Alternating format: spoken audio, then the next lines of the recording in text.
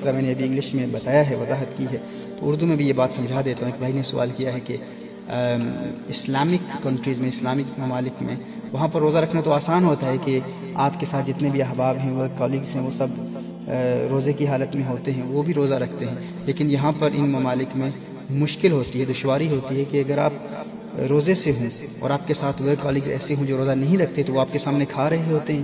کھانا کھا رہے ہوتے ہیں، پانی پی رہے ہوتے ہیں، تو آپ کے لیے مشکل ہو جاتا ہے۔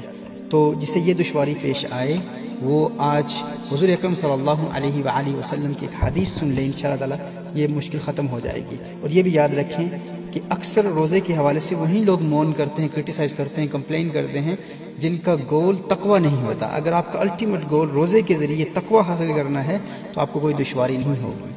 کیونکہ اگر آپ کا گول اللہ کی رضا حاصل کرنا ہے، اللہ کا قرب حاصل کرنا ہے، تو آپ اس پیاس اور بھوک کو انجوائے کرتے ہیں، آپ اس سے لطف اٹھاتے ہیں، آپ کو مزہ آتا ہے۔ جب آپ اس پریشانی سے، اس تکلیف سے گزر رہے ہوتے ہیں، اس بھوک اور پیاس سے، تو آپ کو اس کے ذریعے اللہ کا قرب مل رہا ہوتا ہے، تو انسان اس کو انجوائے کرتا ہے۔ لیکن اگر آپ کا مقصد اللہ کا قرب حاصل کرنا یا حقیقی خوف اور ڈر حاصل کرنا نہیں ہے، تو پھر آپ کو دشواری ہوگی، آپ بار بار وقت دیکھ رہے ہوں گے کب افطار کا وقت ہوگا، کب کھانا اور پانی ملے گا۔ تو محترم احبہ،